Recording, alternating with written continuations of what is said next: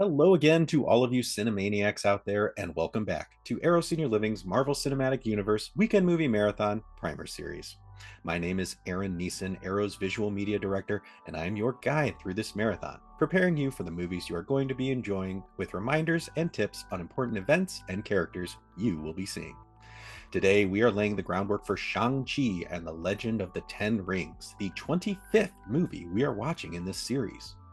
We just watched Spider-Man Far From Home, where we saw Peter Parker, aka Spider-Man, and his friends deal with life after returning from being snapped away for 5 years.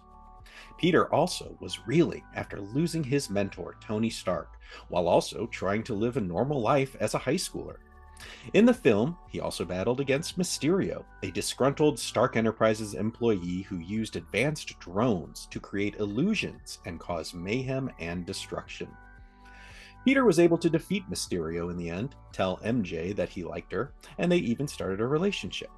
But Mysterio got the last laugh after revealing to the world that Peter Parker is Spider-Man. Who knows what sort of trouble that is going to cause our young hero.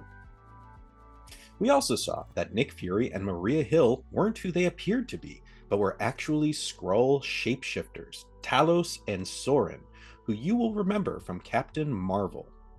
They were filling in while Nick Fury is apparently off in space doing secret spy stuff. Also, this movie touched on something that is going to be coming into play in the Marvel movies soon, and that is the multiverse. While it turns out that Mysterio wasn't from another universe, the Marvel movies have been planting the seed for that to be coming into play in movies soon. Things like multiple timelines in Endgame, talking about different universes in Spider-Man Far From Home, as well as a cameo from J.K. Simmons as J. Jonah Jameson at the end of Far From Home. All are getting you used to the idea of a multiverse, where there are different versions of characters that we know in these stories. J.K. Simmons also played J. Jonah Jameson in the Spider-Man movies starring Tobey Maguire from the 2000s, which are separate from the Spider-Man movies we are watching as part of this marathon, at least for now. So I just want you to be prepared for that sort of stuff to be happening in the stories sooner rather than later. I really hope that you enjoyed Spider-Man Far From Home. I always enjoy Spider-Man, and Mysterio was a very fun villain for him to tangle with. But now it is time to move on to the next movie in our marathon, Shang-Chi and the Legend of the Ten Rings. So, what do you need to know for this one? Well, let's go over some characters and events that you need to keep in mind for this film. No spoilers yet. I promise to warn you before we talk about those. First, we have the titular character Shang-Chi, son of a warlord and a master of martial arts. Xialing, sister of Shang-Chi and self-trained master of martial arts. Wenwu, father of Shang-Chi and Xialing, bearer of the powerful mystical Ten Rings and leader of the Ten Rings criminal empire. Katie, co-worker and best friend of Shang-Chi.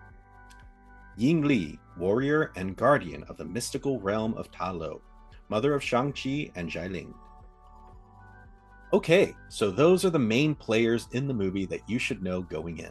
Some things that you should remember from previous movies that play into this one are that the Ten Rings is a terrorist organization that played into Iron Man 1 and Iron Man 3.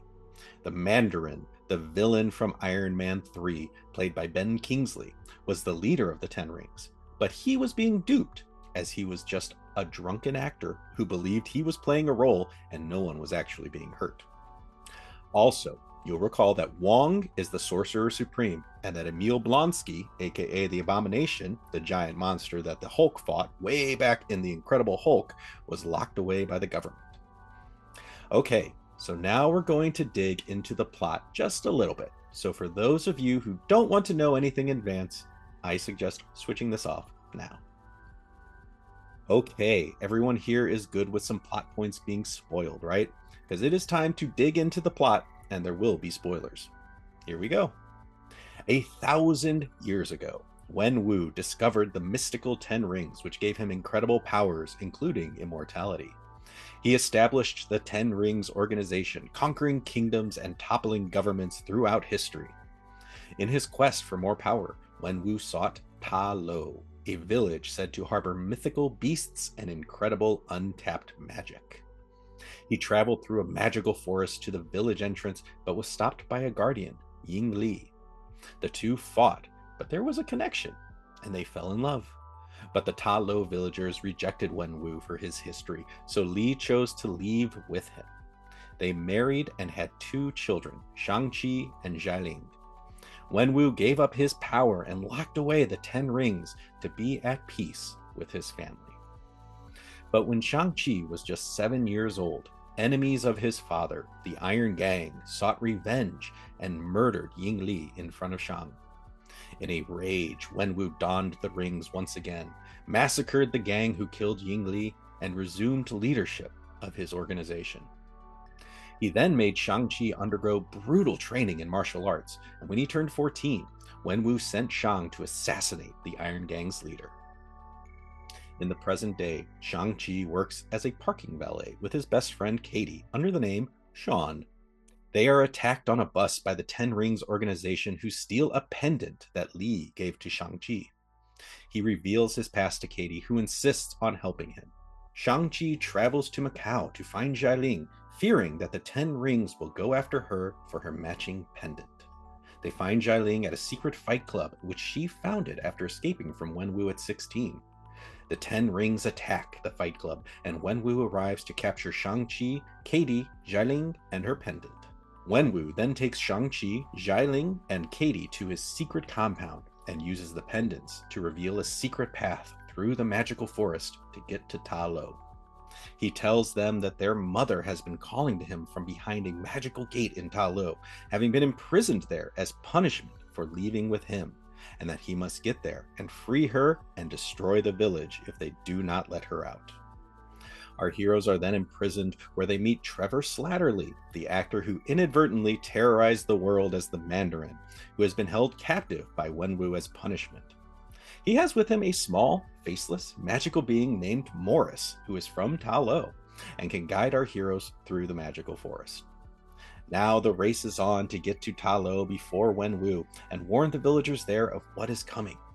Little do they know that if Wenwu breaks down the gate, a great evil will be unleashed upon Ta Lo and the universe. I'm going to stop there. That is a lot of the story, but there are plenty of fun surprises and exciting moments for you to enjoy. Fun bit of trivia: Shang-Chi first appeared in Special Marvel Edition number 15 in December of 1973. Amidst the martial arts craze in the United States in the 1970s, the book became very popular, surviving until issue number 125 in June of 1983. In the comics, he is also known as the Master of Kung Fu and Brother Hand, and is described as the greatest martial artist alive. I'm very excited for you all to enjoy Shang-Chi and the Legend of the Ten Rings. This movie is unique from previous Marvel movies in that it has a big emphasis on Kung Fu.